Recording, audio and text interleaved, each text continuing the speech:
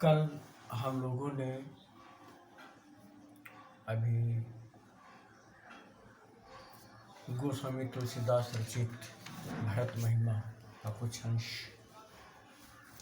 पढ़ लिया है, सुन लिया है। देखिए, बीच में कुछ क्रॉस लगे हैं, इसका मतलब होता है कि बीच का कुछ अंश छोड़ दिया गया है।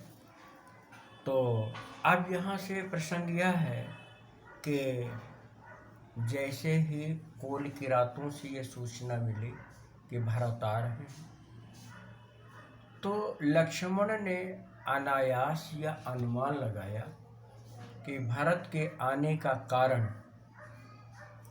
यह हो सकता है कि वे चाहते हों कि मैं राम को मारकर निष्कंटक अयोध्या का राज्य प्राप्त करूं।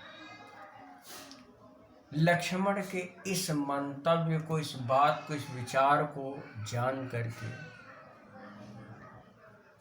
श्री राम जी कहते हैं, भरत ही होय नाराज मत, विधि हरिहर पद पाए, कबहु की कांजी सी करने, चीर सिंधु बिनसाए। भरत को अयोध्या का राज्य पाकर उसका घमंड नहीं हो सकता। कभी कांजी, जिसे सिकंजी भी कहते हैं, एक सींक में डुबो करके अगर दूध के समुद्र में डाल दिया जाए तो उससे दूध का समुद्र नहीं फटता। मतलब भारत के लिए अयोध्या का राज बिल्कुल नगण्य है। तिमिर तरुण तरन ही मकु गेलई, गगन मगन मकु में घही मिलई, गोपद जल बूढ़ही घट जोनी, सहज क्षमा बरु छाणे छोनी, मसक फूक मकु मेरु उड़ाई, होई न नृप मद भरत ही भाई, लखन तुम्हार सपथ पितुआना, शुचि सुबंधु नहीं भरत समाना।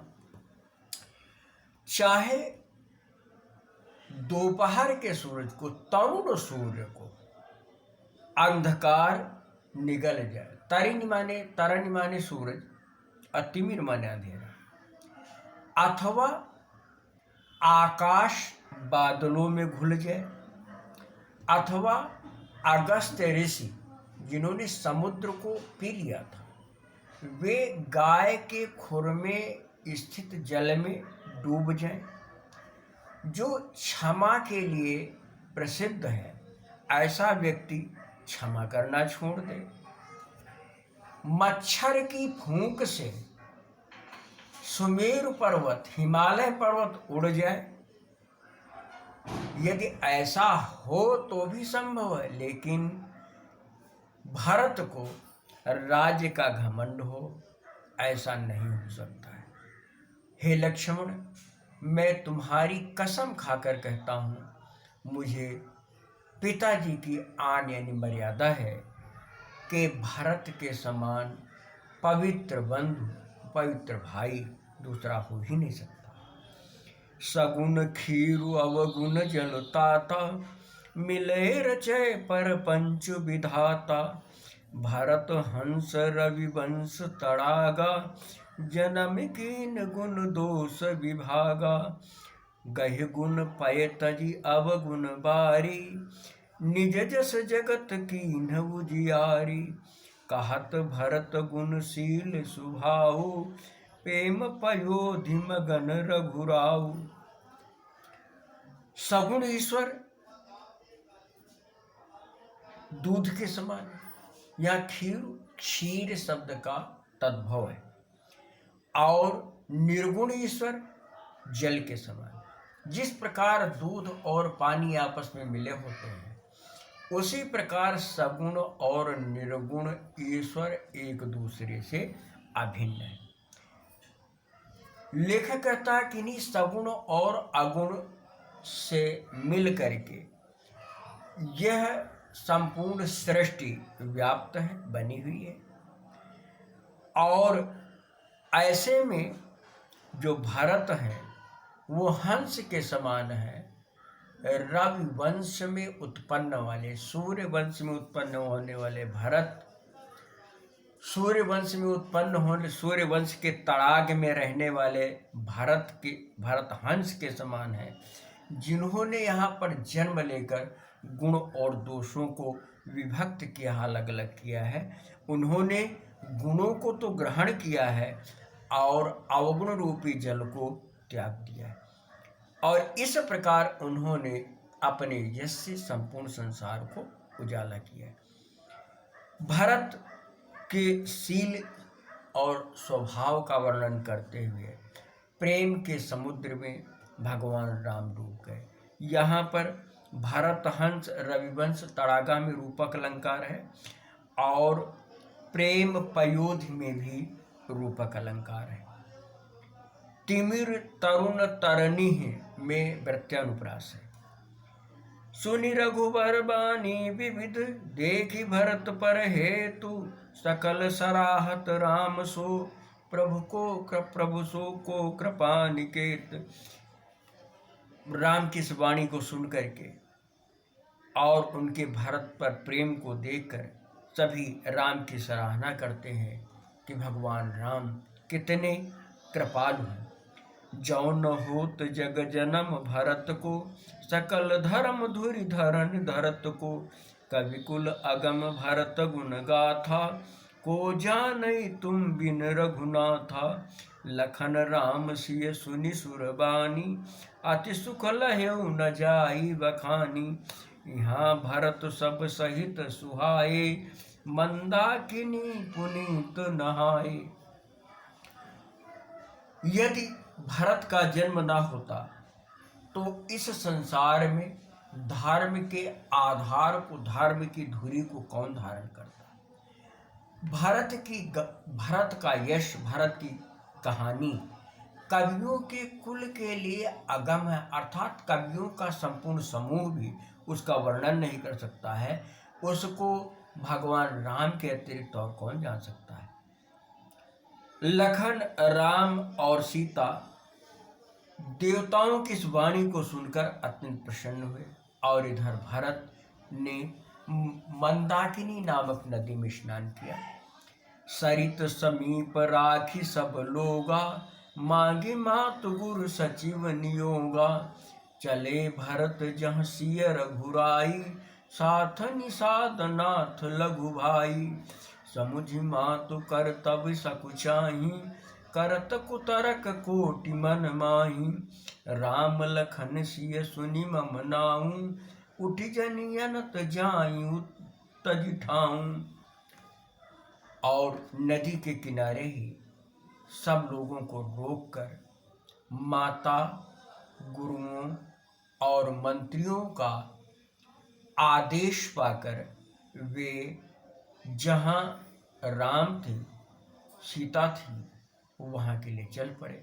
उनके साथ में निषाद राजगुरु और उनके छोटे भाई शत्रुघ्न थे। वे बार बार अपने माँ के कार्यों को सोचकर संकोच करते हैं और मन में विभिन्न प्रकार के कुतर्क करते हैं कि कहीं माँ के इस आचरण के कारण भगवान श्री राम हमें देखकर उस स्थान को छोड़कर दूसरी जगह न चले गए हों। माँ तुम ते मोह मानी, जो कछु करहि सो थोर। अघ अवगुण क्षमिया दरहि, समुझिया अपनी ओर। भरत ने सोचा, यदि वे माँ के विचारों को ही ध्यान में रखने वाले हैं तो जो कुछ भी करें वो थोड़ा है, अर्थात वो कुछ भी कर सकते हैं। और यदि वे मुझे अपना दास, अपना भक्त मानते हैं तो हमारे संपूर्ण अघैनी पापों को क्षमा करके मुझे अपना लेंगे। जो परिहरहि मलिन मनु जानी, जो सनमा नहीं सेवक मानी। मोरे शरण राम ही की पनहि, राम सुस्वामी दोषु सब जनहि। जग जस भाजन चातक मीना, नेम प्रेम निज निपुण नवीना। असमन गुणत चले मग जाता, सकुच स्नेह शिथिल सब गाता। वे अगर हमको पाप युक्त मानते हैं, मलिन मन वाला मानते हैं, तो हमको त्याग देंगे, और अगर मुझे अपना सेवक मानते हैं तो मेरा सम्मान करेंगे, चाहे जो कुछ भी हो, चाहे जैसी परिस्थिति हो। लेकिन मेरे लिए तो आश्रय राम की चरण पादुका ही है, और राम ही मेरे स्वामी हैं, और वो मेरे संपूर्ण दोषों को जानते हैं।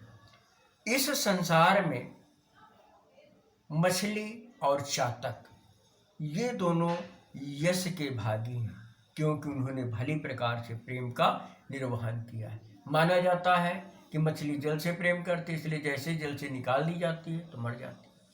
और चातक पक्षी के विषय में कहा जाता है कि वह केवल स्वाति नक्षत्र का जल पीता है, चाहे वो प्यास से व्याकुल रहे, मर जाए, लेकिन स्वाति के अतिरिक्त किसी का जल नहीं पीता। इस प्रकार विभिन्न प्रकार की बातें सोचते हुए भरत आगे चले जा रहे हैं, जैसे वे माँ के किए हुए कार्यों को, उनकी बुराइयों को वापस लौटा रहे हों।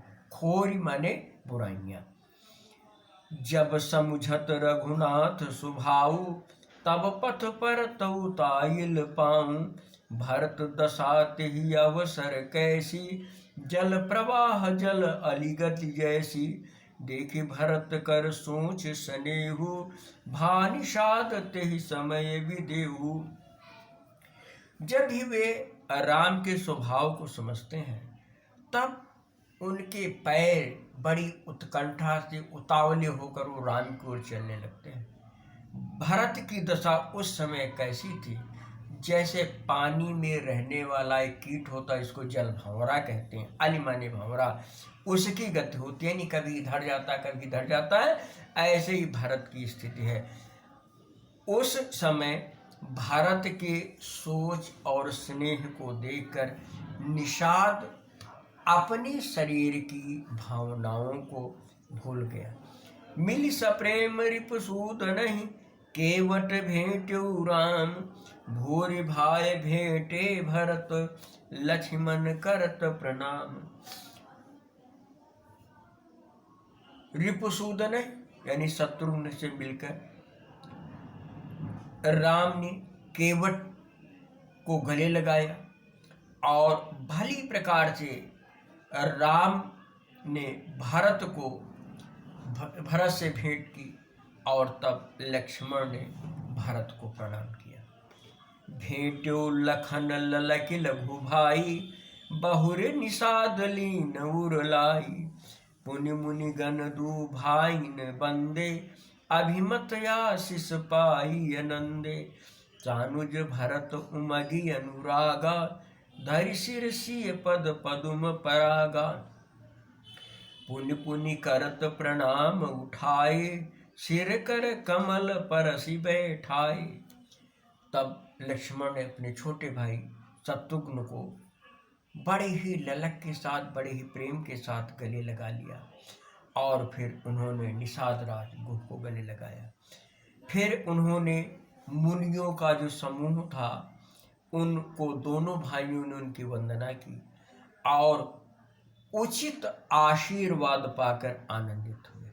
फिर भरत ने अत्यंत अनुराग के साथ, उमंग के साथ सीता जी के चरणों की धूलि को अपने माथे पर लगाया, और बार बार प्रणाम करते रहे। तब सीता जी ने उनके सिर के ऊपर अपने कमल जैसे हाथ का स्पर्श किया। सीय आशीष दीन मन माही, मगन स्नेह देह सुधि नाहि। सब विधि सानुकूल लखि सीता, भेनि सोच उर अप डर बीता। को कुछ कहाई न को कुछ पूछा, प्रेम भरा मन निज गति छूछा। तेहि अवसर केवट धीरज धरि, जोरि पानि बिनवत प्रणाम करि। जब सीता जी का आशीर्वाद भरत को मिल गया, तो वह अत्यंत आनंदित हो गए, और सभी प्रकार से सीता को अपने अनुकूल देखकर उनके मन का संपूर्ण भय समाप्त हो गया। उस समय ऐसी स्थिति थी ना कोई किसी से कुछ कह रहा था, ना कोई किसी से पूछ रहा था। ऐसा लग रहा था कि जैसे सब प्रेम से पूरी तरह भरे हुए हों अथवा सभी बिल्कुल खाली हों। छूछा माने खाली। उसी समय केवट ने धैर्य धारण करके दोनों हाथ जोड़कर, पान हाथ जोड़ करके विनम्र होकर के प्रणाम किया। नाथ साथ मुनि नाथ के, मात सकल पुर लोग, सेवक सेनप सचिव सब, आए विकल वियोग। हे स्वामी, मुनि के साथ यानी वशिष्ठ मुनि के साथ, माताओं के साथ संपूर्ण पुर के लोग आए हैं। उनके साथ सेनापति हैं, सेवक हैं और मंत्री हैं। वे सभी आपके वियोग में व्याकुल हैं। इसमें जल प्रवाह जल अलिगति जैसी में उपमा अलंकार है और सिर कर कमल परसी बैठाए, कर कमल में रूपक अलंकार है। पदुम परागा में भी रूपक अलंकार है। आगे अंतिम से देखते हैं। शील सिंधु सुन गुरु आगमनु, ऋषि समीप राखे रिपुदवनु, चले सबेग राम तेहि काला, धीर धर्म धुर दीन दयाला, गुरु ही देख सानुज अनुरागे, दंड प्रणाम करन प्रभु लागे, मुनिवर धाई लिए उरलाई, प्रेम उमगि भेंटे दो भाई, प्रेम पुलक केवट कहि नामु, कीन दूर ते दंड प्रणाम। शील के भंडार राम ने जैसे ही सुना कि गुरु वशिष्ठ आए हैं तो सीता के पास शत्रुघ्न को रोक कर बड़ी तेजी के साथ उस समय धैर्य धारण करने वाले, धर्म की धुरी को धारण करने वाले, दीनों के प्रति दया करने वाले भगवान राम गुरु को देखकर अपने भाई के साथ अत्यंत प्रेम से जमीन पर लेटकर उन्हें प्रणाम किया और मुनि श्रेष्ठ वशिष्ठ ने उनको उठाकर हृदय से लगा लिया। दोनों भाई प्रेम से मुदित हो गए। तब रोमांचित होते हुए केवट ने अपना नाम कह करके दूर से ही वशिष्ठ को दंड प्रणाम किया। राम सखा ऋषि बर बस भेंटा, जनु महि लुटत स्नेह समेटा, रघुपति भगति सुमंगल मूला, नभ सराहि सुर बर सही फूला, यही सम निपट नीच को नाही, बड़ वशिष्ठ सम को जग माही।